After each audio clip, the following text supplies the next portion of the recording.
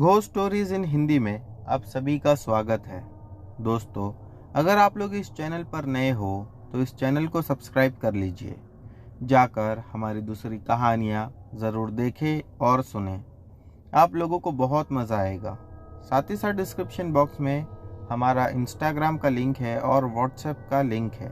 अगर आप में से कोई हमें अपनी कहानियाँ भेजना चाहता है तो उस लिंक पर क्लिक करके हमें अपनी कहानियाँ भेज सकता है। चलिए बढ़ते हैं हमारी कहानियों की ओर। दोस्तों, हमारी ये कहानी राजेश की है। ये घटना फरीदाबाद की है। वहाँ पर सपना नाम का एक सिनेमा हॉल था जिसकी कैंटीन मेरे भाई ने किराए पर ले रखी थी। फिल्म के मध्यांतर में हम दर्शकों को सामान बेचा करते थे। तो मैं वहाँ पहली बार गया जब सिनेमा हॉल पर गदर फिल्म लगी हुई थी। हमने वहाँ पर बहुत मज़ा किया और जब फिल्म उतर गई तो मैं वापस अपने घर आ गया और भाई वहीं पर रह गया। गदर फिल्म के दौरान मुझे वहाँ किसी भी प्रकार का कोई भी अनुभव नहीं हुआ क्योंकि हमारा आखिरी शो रात को 1:30 बजे ख़त्म होता था। उसके बाद हम कोल्ड ड्रिंक की बोतल इकट्ठा किया करते थे और ये सब करते करते हमें रात के 3 बज जाया करते थे और हम खाना वगैरह खाकर 3:30 बजे तक सो जाया करते थे। वो फिल्म लगभग 1 महीना लगी रही। हमने खूब मज़ा किया। अब फिल्म के कुछ समय बाद एक और फिल्म हॉल पर लगी, क्योंकि मैं झूठ नहीं बोलता, जिसमें गोविंदा हीरो थे। तो भाई को किसी काम से गाँव जाना था तो उसने मुझे दोबारा से कैंटीन में बुलाया और कहा कि मैं 2-3 दिन के लिए बाहर जा रहा हूँ, मैं आ जाऊँगा, तब तक तू कैंटीन का ध्यान रखना और काम करने के लिए लड़के वगैरह हैं, उनको भी देखते रहना। परंतु इस बार मुझे कुछ अलग सा लगा क्योंकि मुझे लगा सभी मुझसे कुछ छुपा रहे हैं। भाई के जाने के बाद पूरा दिन नॉर्मल रहा। उसके बाद शाम का आखिरी शो होने के बाद हमने बोतलें वगैरह इकट्ठा करना शुरू कर दी और लगभग 1-1:30 बजे के आसपास हम खाना पीना करके सोने के लिए एक साथ एक जगह पर जमा हो गए। हम हर बार रात को लाइट बंद करके ही सोया करते थे, परंतु इस बार लड़कों ने मुझे कहा कि हम जहाँ पर सो रहे हैं वहाँ की एक लाइट जली हुई छोड़ दो। मुझे अजीब सा लगा, फिर भी मैंने कुछ कहना सही नहीं समझा। अब मैं अपने सोने की जगह का वर्णन करता हूँ। काउंटर पत्थर की एक स्लिप का बना हुआ था, जैसा कि रसोई में हुआ करता है।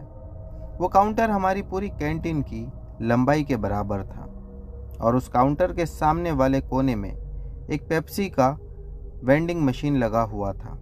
मैं उस काउंटर के ऊपर सो रहा था और एक लड़का मेरे पैरों में और दूसरा लड़का उसके पैरों में सोया हुआ था। एक लड़का मेरे काउंटर के बगल की तरफ लकड़ी का टेबल बिछाकर उसके ऊपर सोया हुआ था। बाकी के लड़के काउंटर के नीचे और कैंटीन के बीच में जो जगह बचती है फर्श पर, उसी पर बिस्तर बिछाकर सो रहे थे। अभी सोते सोते तकरीबन आधा घंटा ही हुआ होगा कि मुझे अजीब सा लगने लगा और एकदम से कच्ची पक्की नींद से मेरी आंख खुल गई और मैंने देखा कि अचानक से लाइट चले गई। जब कोई नंगे पांव फर्श पर चल रहा होता है तो उसके नंगे पैर के कदम की आहट आ रही होती है। मैंने अंधेरे में ऐसा ही कुछ महसूस किया। मुझे लगा रात के अंधेरे में कोई लड़का जाग गया होगा और वो घूम रहा होगा। परंतु तभी जो लड़के नीचे सो रहे थे उनमें से एक जोर जोर से चिल्लाने लगा। मैंने उसे जोर से डांटा और पूछा कि क्या हुआ, तू क्यों चिल्ला रहा है? तो उसने कहा कि कोई उसका पाँव खींच रहा था। मैंने दूसरे लड़के से बोला कि तू टॉर्च जला। जब टॉर्च जली तो सभी लड़के खड़े हो गए। मैंने उस लड़के को कहा कि दूसरा वाला लड़का तुम्हारी टांग खींच रहा होगा, पर वो माना नहीं।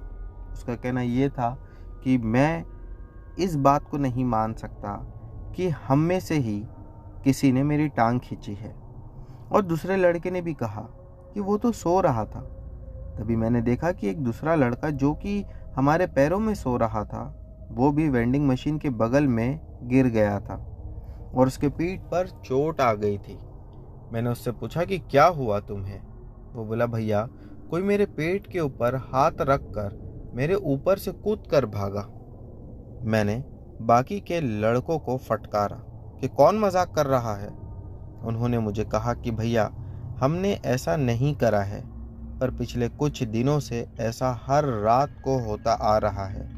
कभी अपने आप बाथरूम के नल चल पड़ते हैं, कभी बंद हो जाते हैं, कभी किसी के कदमों की आहट सुनाई देती रहती है, कभी रात में बर्तनों की आवाज़ आती है। अब मैं पूरी तरह से डर गया, क्योंकि मैं बचपन से ही भूतों की कहानियां सुन सुन के बड़ा हुआ था, तो मुझे तो डर लगेगा ही। बचपन में सुनी सभी कहानियां मेरी आंखों के आगे घूमने लगी। मैंने लड़कों से कहा कि अपना सामान उठाओ, हम हॉल के बाहर जाकर सोएंगे। जब मैं बाकी लड़कों के साथ नीचे पहुंचा, तो मैंने देखा कि उस हॉल के मैनेजर, जिनका वो हॉल था, वो सबसे ऊपर वाले फ्लोर पर एक आलीशान कमरा जो बना हुआ था, वो भी हॉल के बाहर ही था, उसमें सो रहे थे। मैंने उनसे पूछा कि सर क्या हुआ, आप क्यों बाहर सो रहे हो? तो उन्होंने भी मुझे वही बताया कि पिछले कुछ दिनों से यहाँ पर रात को अजीब सी आवाज़ आती रहती है। कभी नल चलने लग जाता है, कभी बंद होता है, कभी लाइट भी ऑन ऑफ हो जाती है। इसीलिए अब मैं अपने कमरे के अंदर नहीं सोता। उनका कहना ये भी था कि कई बार तो सिनेमा हॉल बंद हो जाने के बाद भी ऐसा लगता है कि अंदर कोई मूवी चलाकर देख रहा है। अब मुझे विश्वास हो गया था कि वहाँ पर ज़रूर कुछ गड़बड़ है। हॉल के चौकीदार ने भी बताया कि वो रात को जब चक्कर लगा कर आता है तो कोई उसके पीछे धीरे धीरे कदमों के साथ उसी का पीछा करने लगता है और उसका नाम लेकर आवाज़ें लगाता रहता है। उसने भी कहा कि पिछले कुछ समय से ही ये सब शुरू हुआ है, परंतु उसने कभी भी पीछे मुड़कर नहीं देखा। वो अपना चक्कर लगाता था और आकर जहाँ बाकी लोग सो रहे होते थे वहीं पर बैठ जाता। 2-3 दिन तक ऐसा ही चलता रहा। हम रात को बाहर ही सोते थे। फिर मेरा भाई गांव से वापस आ गया। जब मैंने उससे पूछा कि यहाँ पर ऐसा क्यों हो रहा है, तो उसने जो मुझे बताया उसे सुनकर तो मेरे रोंगटे खड़े हो गए। उसने बताया कि जहाँ पर यह हॉल बना हुआ है वहाँ पर पहले शराब का गोडाउन हुआ करता था और कुछ लुटेरों ने रात को गोडाउन लूटने के चक्कर में गोडाउन के चौकीदार की हत्या कर दी थी। बाद में हॉल के मालिक ने उस गोडाउन की जगह पर वही हॉल बनवा दिया था, परंतु फिर भी वो चौकीदार के परिवार को हर महीने की तनख्वाह भेजता रहता है। फिर पिछले कुछ महीनों से उसने उनके परिवार को उसकी जो सैलरी होती थी वो भेजनी बंद करती थी, और जब से उसने ऐसा किया था तभी से ये घटनाएं शुरू हो गई थी। जैसे ही मेरे भाई ने मुझे ये सब बताया, मैं तुरंत वहाँ से 9-2-11 हो गया और अपने घर आकर चैन की सांस लिया। कुछ लोगों ने दावा किया कि उन्होंने सीढ़ियों पर किसी को बैठे हुए देखा है और वो एक चौकीदार जैसे ही कुछ कपड़े पहना हुआ था। इसके बाद हॉल के मालिक ने दोबारा से चौकीदार के परिवार को उसकी सैलरी भेजना शुरू कर दी, और उसने जैसे ही ऐसा किया वो सभी घटनाएं एकदम से रुक गईं। अब इस घटना का मुझे इसके अलावा और कोई कारण नज़र नहीं आता कि वो चौकीदार का ही भूत था, आत्मा थी, या कोई और, जो कि अपने परिवार को मिलने वाली तनख्वाह के बंद होने के कारण वहाँ के लोगों को ये संदेश दे रहा था कि उसके परिवार को मदद मिलती रहनी चाहिए, क्योंकि उसने उस जगह की रखवाली में अपनी जान दे दी थी और उस हॉल के मालिक की ये जिम्मेदारी बनती थी कि वो चौकीदार के परिवार का ख्याल रखे। और शायद इसी वजह से जैसा ही उसकी तनख्वाह चालू हुई सब कुछ ठीक हो गया। दोस्तों, हमारी अगली कहानी निकिता की है। चलिए इनकी कहानी शुरू करते हैं। मेरे नाना जमशेदपुर में एम टाइप में रहते थे, जो कि खड़काई पुल से पैदल 5 मिनट का फासला है। मेरे नाना जमशेदपुर के सफल बिजनेसमैन थे। साथ ही टाटा स्टील में 2 से 10 बजे वाली नौकरी भी करते थे। जाड़े का मौसम था। उस वक्त पुराना खरकाई पुल था और उस पुल पर काफ़ी ज़्यादा सन्नाटा होता था। कोई पुलिस चौकी भी तब वहाँ नहीं थी। नाना को उस रात कंपनी से निकलते वक्त 11 बज गए। उस वक्त पुल पर कोई स्ट्रीट लाइट नहीं होती थी। पुल के जो पहली छोर थी उस पर तो कुछ लाइट फिर भी थी, लेकिन जो दूसरी साइड का छोर था उस पर तो कुछ नहीं था। मेरे नाना जी जैसे ही उस पुल पर पहुंचे अपनी बाइक से, उनकी बाइक बंद हो गई। कोशिश करने पर भी स्टार्ट नहीं हुई तो उन्होंने धक्का देते हुए उसे आगे चलाया। तभी पीछे किसी के होने का एहसास हुआ जो गाड़ी को धक्का दे रहा था। नाना ने फिर से किक मारी तो वो स्टार्ट हो गई। नाना ने एक बार भी पीछे मुड़कर नहीं देखा, तुरंत गाड़ी आगे बढ़ाया। अब भी उन्हें किसी के पीछे बैठने का एहसास हो रहा था। तभी आवाज़ आई, घर जा रहे हो? कहाँ है तुम्हारा घर? नाम क्या है तेरा? उसकी आवाज़ लड़खड़ाई हुई जैसी आ रही थी। नाना ने कुछ नहीं बोला, मगर ठंड में भी पसीने छूट रहे थे। नाना गाड़ी चला रहे थे। घर के पास पहुंचने वाले थे कि उस भूत ने फिर कहा, ये ले, तेरा घर आ गया। अब तो बता दे नाम क्या है?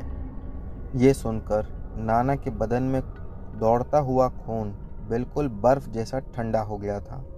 नाना ने घर के गेट पर गाड़ी का बिना स्टैंड लगाए ही उसे ज़मीन पर गिराकर छोड़ दिया और गेट खोलकर जल्दी से अंदर भाग कर आए और अंदर वाले गेट को ज़ोर से बजाने लगे। तभी उनका कुत्ता, जिसका नाम रॉनी था, बाहर की गेट पर जाकर ज़ोर ज़ोर से भौंकने लगा।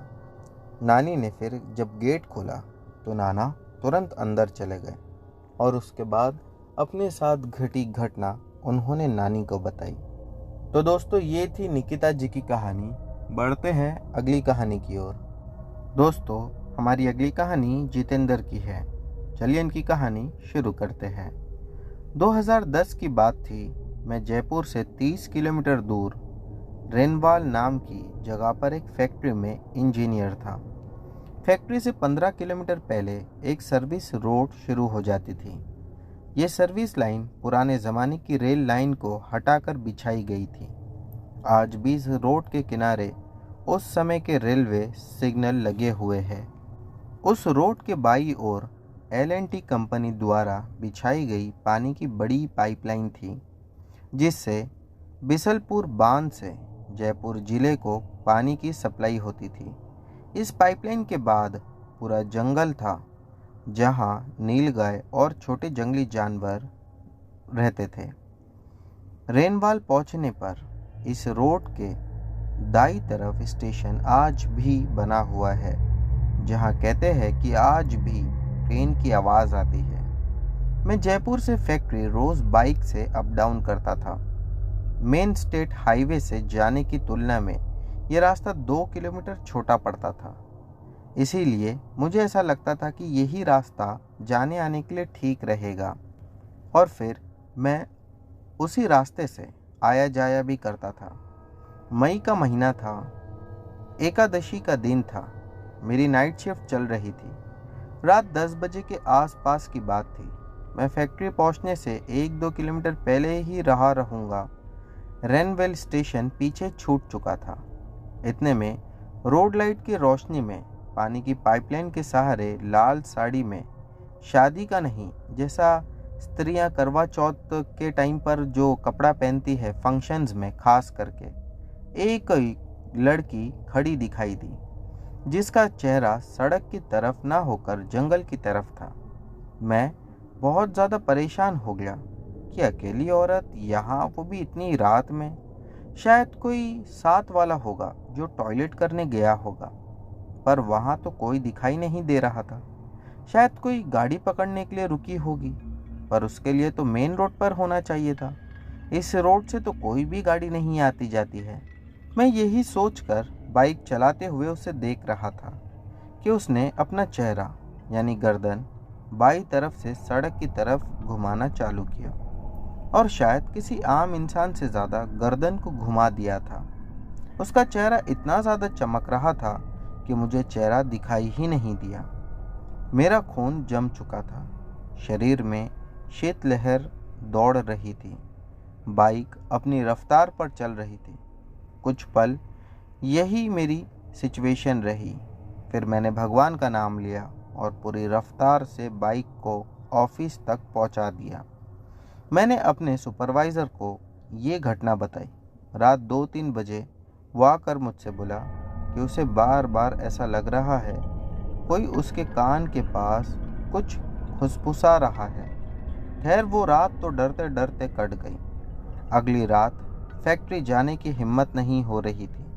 भगवान का नाम लेकर निकला, लेकिन सर्विस रोड की जगह अब मैं फिर मेन रोड से जाना शुरू कर दिया। जब इसके बारे में मैंने और भी लोगों से पूछा तो लोगों ने कहा कि वहाँ पर कुछ आत्माओं का वास है जो कई बार लोगों को दिखाई देती है, और उन्होंने मुझसे कहा कि आपके लिए भी अच्छा होगा अगर आप दोबारा उस रास्ते से बिल्कुल ही ना आए। दोस्तों, उसके बाद मैं वहाँ पर 4 साल तक के काम किया, लेकिन फिर उस रोड से कभी नहीं गया। तो दोस्तों, ये थी जितेंद्र की छोटी सी कहानी। बढ़ते हैं अगली कहानी की ओर। दोस्तों, हमारी अगली कहानी नितिन राव की है। चलिए इनकी कहानी शुरू करते हैं। मेरा नाम नितिन है। ये घटना जो मैं आप लोगों को सुनाने जा रहा हूँ, ये 2002 की घटना है। उस समय मैं जिस गांव में रहता था, हमारे गांव से थोड़ी ही दूरी पर कुछ लोग रहते थे जो कि जंगल के आदिवासी दिखते थे, या क्या पता वो लोग सच में जंगल के आदिवासी ही हो। पहले तो जो हमारे गांव को लगकर जंगल था उसमें कोई भी नहीं रहता था, लेकिन फिर एक दिन अचानक से ही वहां पर कुछ लोग आकर रहने लगे। गांव के लोगों ने भी जाकर उनसे पूछताछ की तो पता चला कि हमारी और उनकी भाषा बहुत अलग है, जिस वजह से कम्युनिकेशन करने में भी बहुत दिक्कत आ रही थी। फिर भी लोगों ने पता जहां तक किया था वो ये था कि ये लोग जंगल में ही रहने वाले लोग हैं और जंगल के अंदर ही कई सालों से रहते आ रहे हैं। अभी किसी कारण ये लोग जंगल के किनारे, यानी कि हमारे गांव को लगकर जो जंगल का हिस्सा था, वहां पर आकर रहने लगे हैं। दोस्तों, हम में से कोई नहीं जानता था कि उनके जंगल से बाहर निकलकर वहां आकर रहने का कारण क्या था, लेकिन हाँ, इतना जानते थे हम लोग, उनकी जो एक्सप्रेशंस थे उससे ये बात समझ में आई थी कि जंगल के अंदर कोई इनको बहुत बड़ी दिक्कत आई है। इसी वजह से ये लोग यहाँ पर आए। जो गांव के आसपास के लोग थे वो लोग एक ही बात कह रहे थे कि हो सकता है अंदर पानी नहीं मिल रहा होगा या बराबर खाना नहीं मिल रहा होगा।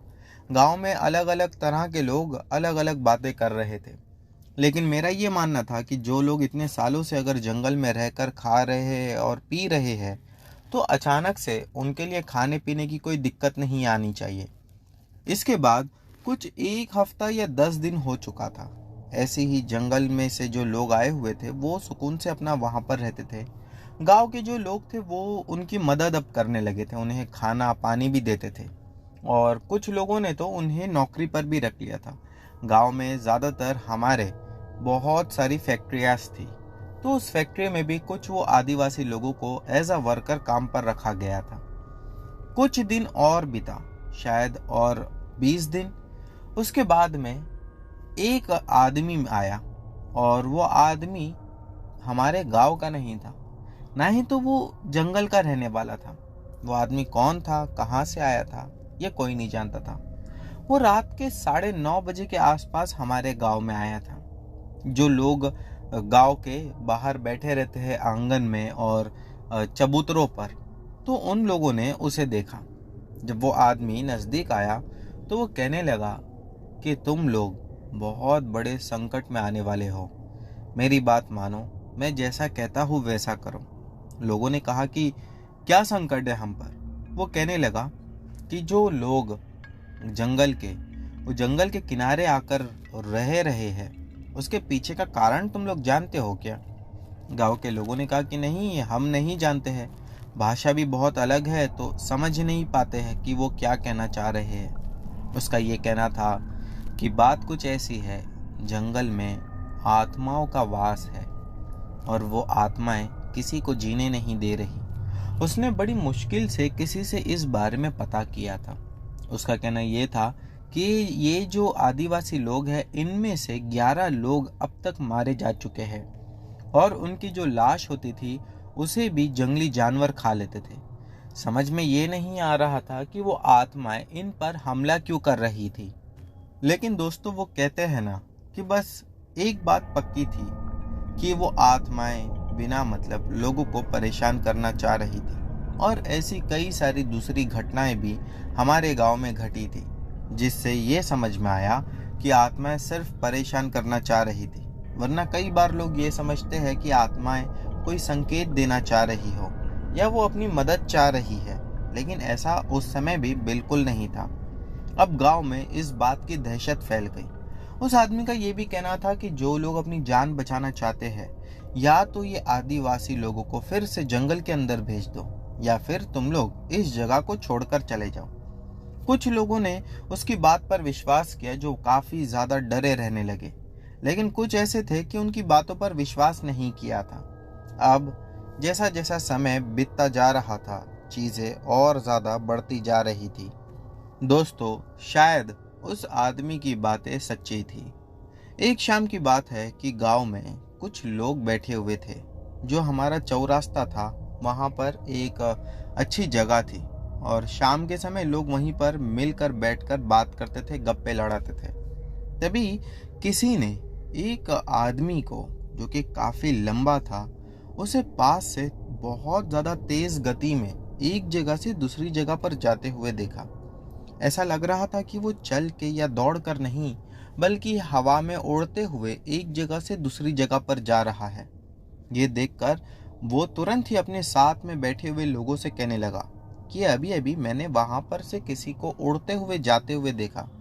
लेकिन वो लोग उसकी बातों का मजाक उड़ाने लगे और उससे हंसते हुए कहने लगे कि तू यहाँ से अब चला जा, क्योंकि अब तू डर रहा है। वो आदमी तो वहां से उठा नहीं, लेकिन अगले ही कुछ पल में ऐसा हुआ जो कि सबको चौंका दिया था। अचानक से जो सामान खाने पीने का वो लोगों ने वहां पर लेकर बैठा हुआ था, वो सामान एक एक करके हवा में उड़ने लगा और एकदम से गायब हो गया। दोस्तों, उस समय हमारे गांव में स्ट्रीट लाइट नहीं थी, लोग अंधेरे में भी बैठ जाया करते थे और हम लोगों को आदत थी। लेकिन जब वो सामान गायब होने लगा, तब वो लोग समझ चुके थे कि यहाँ पर कोई तो अदृश्य शक्ति है जो ये सब कर रही है। और जिन लोगों ने भूत प्रेत के बारे में ना तो कभी सुना था, ना ही तो उन्हें विश्वास था, वो दिन उन्हें समझ आ चुका था कि भूत प्रेत होते हैं। उसके बाद गांव में डर का चारों तरफ से एक माहौल बन गया था। हर कोई इसी बात से परेशान था कि अब अपनी जान कैसे बचाए। फिर एक आदमी, गांव का ही, वो कहने लगा कि हमें इसका समाधान ढूंढना ही होगा। गांव के लोग आस-पास में बात करने लगे और कुछ लोग तो ऐसे थे जो वहां से दूर जाकर भी किसी पुजारी या कोई ऐसा आदमी जो आकर हमारे गांव को इस समस्या से बताए, उसे ढूंढने में लग गए। लेकिन कहीं पर भी कोई ऐसा आदमी नहीं मिल रहा था और गांव में अब दहशत बढ़ती जा रही थी। कुछ लोगों का ऐसा कहना था कि रात में जब वो सोते हैं तब उन्हें घर के आसपास किसी के चलने की, घूमने की या बातें करने की आवाज़ सुनाई देती है। कुछ लोगों का ऐसा कहना था कि बच्चे इससे बहुत ज़्यादा डर रहे हैं। गांव में उस समय एक लड़की थी जिसकी उम्र 11 साल की थी। वो छोटी बच्ची थी। उसका ऐसा कहना था कि वो सारी आत्माओं को देख पाती है। मैं नहीं जानता कि इसमें कितनी सच्चाई थी, लेकिन उस समय गांव के लोगों का ये कहना था कि कुछ लोग होते हैं जिन्हें आत्माएं बिल्कुल साफ दिखाई देती है। वो घर पे भी कई बार अपनी बात करते करते बिल्कुल एकदम से कह देती थी कि सामने देखो, ये आदमी घूमता हुआ नजर आ रहा है। जब उससे पूछा गया कि वो कैसा दिखता है, तो उसने एक आदमी के बारे में बताया कि घुंघरालू उसके बाल है, जो कि उसके फेस को कवर करके रखे हैं। उसके दांत कुछ टूटे हुए हैं, कुछ दांत टेढ़े मेढ़े हैं। उसके हाथ बिल्कुल लंबे और पतले से है। उसके हाथ मुड़े हुए हैं और वो पूरी तरह से अपनी मुंडी को 360 डिग्री में घुमा सकता है। उसकी गर्दन वो बताती थी कि काफ़ी लंबी है और जब वो उसके घर के अंदर घुसता है तब वो अपनी गर्दन को झुका कर घुसता है क्योंकि वो काफ़ी लंबा था। इसके अलावा उसका ये भी कहना था कि ज़मीन पर उसके पैर नहीं दिखते, ऐसा लगता है कि वो हवा में उड़ता रहता है किसी पंछी की तरह। उस लड़की का ये भी कहना था कि सूरज डूबने के बाद इन्हीं लोगों के साथ और भी बहुत सारे लोग जुड़ जाते हैं।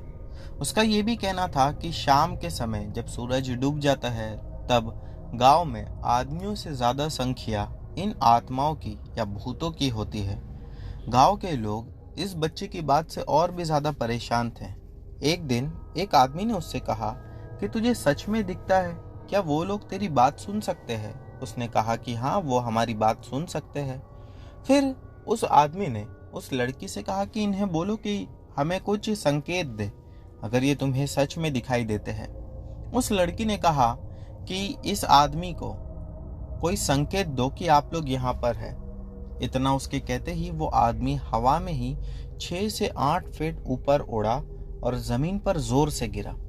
गांव के उस समय काफी ज्यादा लोग वहां पर थे। उन लोगों ने जब ये देखा तब गांव के बचे कुचे लोगों को भी इस बात पर पूरी तरह से विश्वास हो गया। अब गांव के लोग तो इसका समाधान ढूंढ ही रहे थे, तभी गांव के कुछ लोगों ने मिलकर उन्हीं आदिवासी से जाकर बात करने की कोशिश की। तब तक कुछ कुछ उन लोगों की बातें हमें समझ में आने लगी थी और हमारी कुछ बातें उन लोगों को समझ में आने लगी थी। जब जाकर उन लोगों से पूछा गया तो उन लोगों ने भी सेम चीज बताई कि हमारे जंगल में सब कुछ अच्छा चल रहा था। फिर एक दिन अचानक से ही कुछ आत्माएं लोगों को परेशान करने लगी और ऐसा करते करते हमारे जो आदिवासी के लोग थे जंगल में से 11 लोग मारे गए। उसकी ये बात सुनकर अब लोग और ज्यादा डरने लगे कि क्या करना चाहिए। एक आदमी जो कि हमारे गांव का था उसने कहा कि इसी बच्ची के थ्रू हम लोगों को उन आत्माओं से बात करना चाहिए। रात में जो आसपास के पुजारी थे उन्हें बुलाया गया और एक पूजा रखवाई गई। उसके बाद में उस बच्चे को सामने बिठाकर उन आत्माओं से बात करने की क्रिया को शुरू कर दिया गया।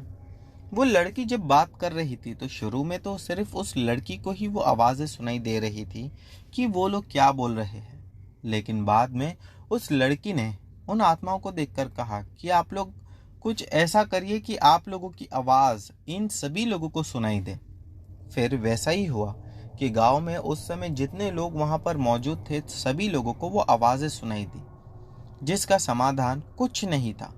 वो लोग हर कोई यानी जो भी आत्माएं थी वो अलग अलग बातें कर रही थी, जिससे पुजारी जी ने भी साफ साफ ये कह दिया कि ये आत्माएं हमसे कुछ चाहती नहीं है, बस ये हमें परेशान कर रही है। गांव में जो पुजारी जी थे उन्होंने कहा कि इस गांव को चारों ओर से बांध देना चाहिए, यानी कि बंदिश कर देना चाहिए कि जिसके बाद वो आत्माएं जो है गांव में नहीं आ सके। जितना उन लोगों से बन पड़ा वो पुजारी जी ने उतना कर दिया, लेकिन गांव के बाहर जंगल की साइड में अब भी वो आत्माओं को देखा जा रहा था। जो आदिवासी थे उन लोगों का ऐसा कहना था कि हम जंगल में ही अभी भी रहते हैं, हमें आप लोग अपने ही गांव में कोई जगह दे दो जहां पर हम लोग सुकून से रह सकें।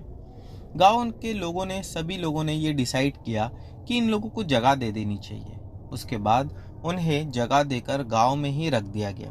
3-4 महीने यूं ही बीत गए, लेकिन जंगल से अब गांव में हर कोई डरता था। ना कि हमारा गांव बल्कि आसपास के जो दूसरे गांव थे वो भी जंगल के नाम से डरने लगे। कुछ ऐसे थे जो जंगल में जाकर लकड़ियां अब भी काटते थे, वो लोगों ने भी जंगल में जाना पूरी तरह से बंद कर दिया था। फिर एक आदमी था जिसने कहा कि मैं एक बार जंगल के अंदर जाकर देखना चाहता हूँ। वो आदमी को सभी लोगों ने मना किया, लेकिन वो माना नहीं। उसके बाद वो जंगल के अंदर चला गया। और दोस्तों, आज जितने साल हो गए लेकिन उस आदमी का कोई अता पता नहीं चला कि उसके साथ अंदर क्या हुआ था। अब धीरे धीरे हमारे गांव से लोग दूसरी जगह माइग्रेट करने लगे और फिर देखते ही देखते गांव पूरी तरह से खाली हो गया। 2003 तक उस गांव में अब वो जो आदिवासी लोग आकर बसे थे बस वही लोग रहते थे और हमारे गांव के जितने भी लोग थे वो आसपास के गांव में जाकर शिफ्ट हो गए। हम लोगों ने भी उस गांव को छोड़कर वहां से चले जाना ही ठीक समझा। दोस्तों, आज वहां पर कुछ दूसरे लोग भी आकर बस गए हैं। और अब वो गांव जैसा रहा नहीं, बल्कि यूं कहिए कि वो शहर जैसा बन चुका है। वहाँ पर अब बहुत सारे लोग रहते हैं और इतने सालों में वहाँ पर काफ़ी ज़्यादा डेवलपमेंट भी हुआ है। लेकिन कुछ लोगों का, जो पुराने लोग थे, उनका आज भी ये कहना है कि वो आत्माओं को हम आज भी महसूस करते हैं। भले ही वो पुराने जैसी दहशत गांव के लोगों के दिल में नहीं रही, लेकिन अब भी लोगों को उनको महसूस करना बिल्कुल आसान है। तो दोस्तों, ये थी नितिन राव जी की कहानी। बढ़ते हैं हमारी अगली कहानी की ओर। मेरा नाम अशोक है। मैं पेशे से एक लोको पायलट हूँ, लेकिन ये घटना मेरे साथ उस वक्त घटी थी जब मैं नया नया ही अपना जॉब पर लगा हुआ था। दरअसल साल 2011 के अंदर मेरी नई नई जॉब लगी थी और उस वक्त मेरी शिफ्ट रात में रखी गई थी। लोको पायलट होने की वजह से मुझे कभी भी निकलना पड़ सकता था। एक दिन कुछ ऐसा ही मेरे साथ हुआ जब मेरे सहकर्मी ड्राइवर की तबीयत खराब होने की वजह से मुझे काम पर लेकर जाया गया। उस वक्त ट्रेन में मेरे अलावा एक और आदमी मौजूद था जो कि उसी ट्रेन का ड्राइवर था, लेकिन उस वक्त नौजवान और युवा होने की वजह से अंधविश्वास की बातों पर बहुत ही कम विश्वास करता था। उसके बाद हम अपनी ट्रेन लेकर निकल पड़े। हम लगभग कुछ दूर चलने के बाद सिकरी रेलवे स्टेशन पर उतरे, जहां पर हमें काफ़ी सन्नाटा नज़र आ रहा था। उसके बाद ट्रेन को ग्रीन सिग्नल मिलते ही ट्रेन को वहां से निकलना था, लेकिन अचानक से ही ट्रेन के रुकने का सिग्नल दे दिया गया। उस वक्त तो मुझे कुछ समझ में नहीं आया, लेकिन उसके बाद पता चला कि ट्रेन की आखिरी बोगी के अंदर कुछ हलचल हो गई है, जिस वजह से ट्रेन का आगे चल पाना थोड़ा सा मुश्किल लग रहा था। लेकिन कुछ ही समय के बाद हमें ऐसा महसूस हुआ कि शायद ट्रेन आगे बढ़ने लायक है। आखिरी बोगी के पास मुझे ही खड़ा रहना पड़ेगा, क्योंकि उस वक्त मैं ही नया था और नौजवान भी था। मुझे गुस्सा तो काफ़ी आया कि सरकारी कर्मचारियों ने वहाँ के व्यक्ति के पास में मुझे ही क्यों छोड़ दिया, लेकिन अब मेरे पास कोई और चारा भी तो नहीं था। मैं उस स्टेशन के कर्मचारियों के साथ वहीं पर रुक गया। रात के करीब 9 बजने वाले थे।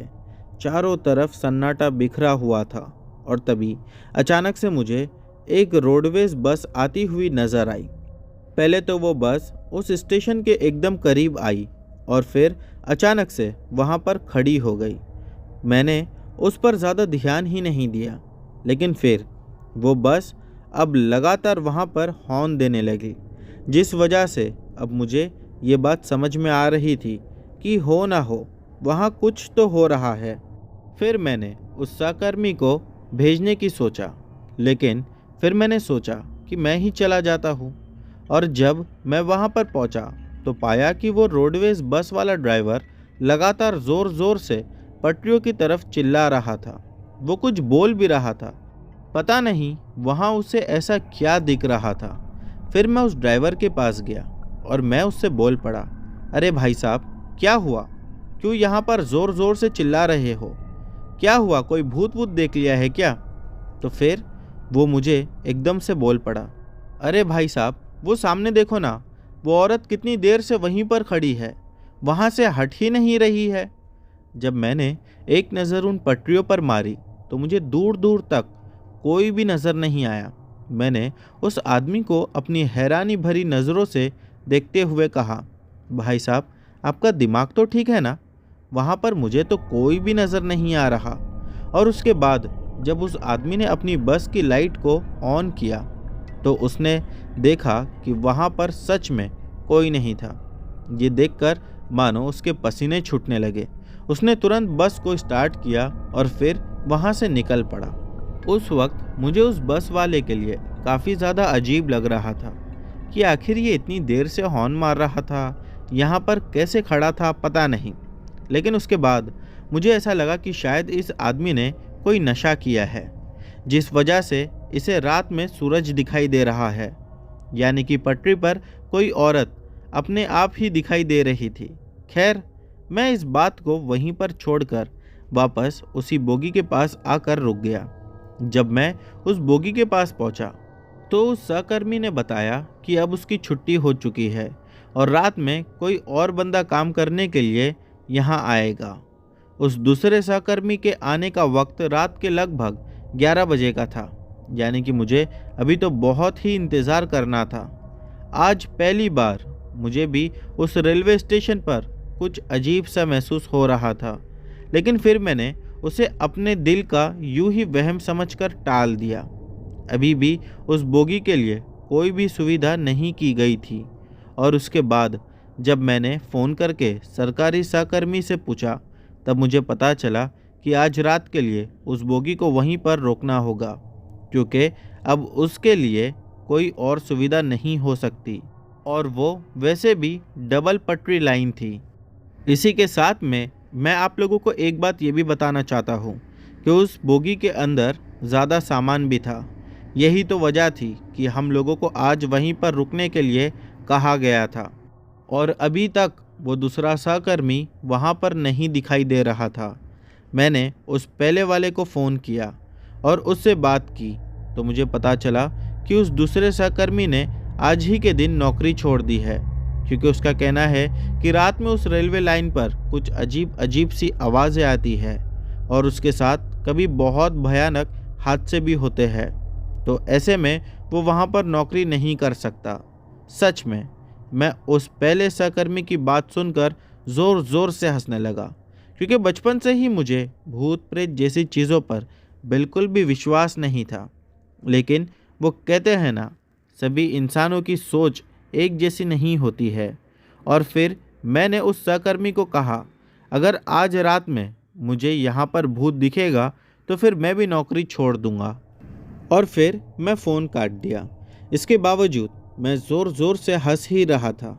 शायद मैं आगे नहीं जानता था कि मेरे यही शब्द मुझ पर कितने भारी पड़ सकते हैं। मैं तो इस वक्त भूत प्रेत की मजाक उड़ाने में लगा हुआ था और तभी अचानक से मुझे घुंघरूओं की आवाज़ सुनाई देने लगी। जब मैं चारों तरफ देखने लगा तो मुझे दूर दूर तक वहाँ कोई भी नज़र नहीं आया, लेकिन अचानक से मुझे पटरी पर कोई चलता हुआ दिखाई देने लगा और उस वक्त ट्रेन भी आने वाली थी। अब उस दूसरी लाइन वाली ट्रेन का आने का वक्त हो चुका था। लगभग 5 मिनट ही बाकी थे और तभी मैंने उस धीमी धीमी रोशनी के अंदर देखा कि वो जो भी था एकदम से उस स्टेशन की पटरियों पर बैठ गया। उसे इस तरह बैठा हुआ देखकर मेरे को बहुत ज़्यादा गुस्सा आने लगा और सच कहूँ तो मेरा गुस्सा 7वें आसमान पर पहुँच गया। मैं जल्दी से गुस्से से उसकी तरफ भाग पड़ा ताकि मैं उसे जल्द से जल्द वहाँ से हटा सकूं। और उसके बाद जब मैं उस जगह पर पहुँचा तो पाया कि वहाँ पर कोई नहीं था। वो देखने के बाद मेरा पूरा शरीर सुन्न सा पड़ गया था, क्योंकि अभी अभी मैंने वहाँ पर किसी को बैठे हुए देखा था और फिर अचानक से इस तरीके से गायब हो जाना। मुझे उस वक्त वो बात समझ में नहीं आई और मन ही मन मैं बोलने लगा, शायद ये मेरी आंखों का धोखा है, क्योंकि मुझे कोई भी आवाज़ सुनाई नहीं दी थी। इतना सोचने के बाद मैं वहाँ से वापस उस बोगी की तरफ चल पड़ा था ताकि वहाँ पर पहुंचकर मैं आराम से बैठ सकूं। और फिर मैं उस बोगी के पास पहुंच गया। मैं उस बोगी के पास पड़ी हुई कुर्सी पर आराम से बैठकर सोने लगा, लेकिन तभी अचानक से मैंने देखा कि किसी ने मेरे सर पर ज़ोर से पत्थर मारा हो और वो पत्थर लगकर मेरी आँख खुल गई। मैंने देखा कि मैं गुफा में आ चुका था, जहाँ चारों तरफ मुझे अंधेरा ही अंधेरा दिखाई दे रहा था। मैंने देखा कि मेरा पैर किसी चीज़ के अंदर फंस गया है। जब मैंने उस चीज़ को गौर से देखा तो पाया कि वो बड़े बड़े बाल हैं, शायद किसी औरत के होंगे। मुझे समझ नहीं आ रहा था कि मैं किस जगह पर हूँ और यहाँ कैसे आया। फिर मुझे एक बड़े से बरगद के पेड़ के ऊपर कोई लटकता हुआ नज़र आया। मैं उस बरगद के पेड़ के एकदम करीब खड़ा था। वो एक औरत थी जिसके पैरों में बड़े बड़े घुंघरू मुझे नज़र आ रहे थे।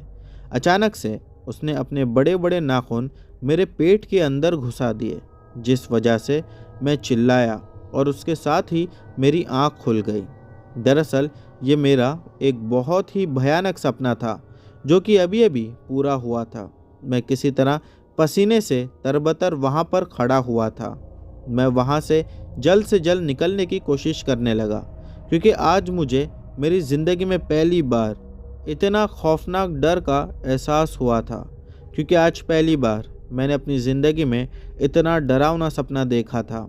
लेकिन उस वक्त मैं अपने आप को शांत करते हुए निकलने की कोशिश करने लगा, मगर अब ये बात मेरी सरकारी नौकरी पर आ जाती, क्योंकि मुश्किल से तो ये नौकरी लगी थी, और अगर यहीं पर मैं छोड़ दूंगा तो मेरा क्या होगा। उसके बाद मैं सोचने लगा कि आखिर अब मुझे क्या करना चाहिए, और तभी अचानक से मुझे अपने पीछे से किसी के कदमों की आवाज़ आने लगी, जिसे साफ समझ में आ रहा था कि कोई अपने कदम को पटक पटक कर मेरी ओर आगे बढ़ रहा है। और फिर पता नहीं वो एकदम से कैसे मेरी नज़रों से गायब हो गया। उसके बाद मैंने अचानक से देखा कि सामने पटरी के ऊपर एक आदमी और एक औरत चल रहे हैं, और उसके तुरंत बाद मैंने देखा कि उनके पीछे से ट्रेन आ रही है। मैं चिल्लाते हुए उनके नज़दीक जाकर बोलने लगा कि अरे पागल हो गया, यहाँ से हट जाओ वरना तुम लोगों की जान चले जाएगी। तुम दोनों को दिखाई नहीं दे रहा सामने से ट्रेन आ रही है? लेकिन मेरी बातों का उन पर कोई भी असर नहीं हुआ। मैं एकदम से भौंचक कर रह गया और ये सोच में पड़ गया कि आखिर ये सब क्या हो रहा है, क्योंकि इतनी रात को तो किसी भी ट्रेन का रूट नहीं था। फिर ये ट्रेन कौन सी थी? और फिर अचानक से उस ट्रेन ने उन दोनों को एकदम से कुचल दिया। अचानक से ट्रेन एकदम से गायब भी हो गई। मुझे तो समझ ही नहीं आ रहा था कि आखिर ट्रेन आई और एकदम से कैसे गायब हो गई। इतनी बड़ी ट्रेन का गायब हो जाना, ये बात मुझे नहीं समझ आ रही थी। उसके बाद जो नज़ारा मेरी आंखों के सामने था, उसे देखकर मैं अंदर से पूरी तरीके से हिल चुका था। दरअसल मैंने देखा कि उस औरत का कटा फटा शरीर बिल्कुल मेरे सामने खड़ा था, और उस आदमी का शरीर भी बिल्कुल उसके पीछे और वहीं पर खड़ा हुआ था। मुझे एक बरगद का पेड़ दिखाई देने लगा, और वो औरत का शरीर अब उस बरगद के पेड़ से लटक रहा था। उसका हाथ मुझे शायद इशारा करके अपनी ओर बुला रहा था। ये सब वही हो रहा था जो मैंने अपने सपने में देखा था। लेकिन उसके बाद मैंने कुछ भी नहीं सोचा और सीधा उस स्टेशन से बाहर निकल गया। फिर मैं वहीं के पास के एक घर में पहुंचा, और मैं एक सरकारी नौकर था, इसी वजह से मुझे वहां पर रात गुजारने की परमिशन मिल गई। उसके बाद मैंने उस स्टेशन पर घटी पूरी घटना के बारे में बताया। तब जाकर उन्होंने बताया कि लगभग 1 महीना पहले एक औरत और उसके पति ने यहाँ पर आत्महत्या कर ली थी।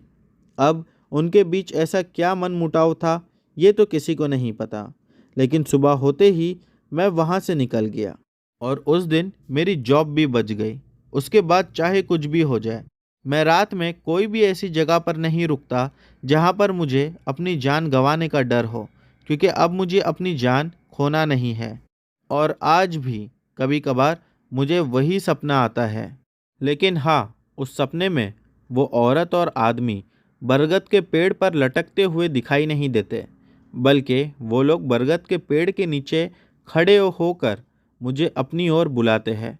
क्या पता अब मैं ज़िंदगी में आगे कितने दिन देख पाऊँगा।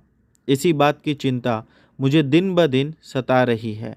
और इसी के साथ कई बार मुझे ऐसे भी सपने आते हैं कि उस आदमी और औरत ने मुझे पकड़कर उस बरगद के पेड़ से टांग दिया है। तो दोस्तों, ये थी अशोक जी की कहानी।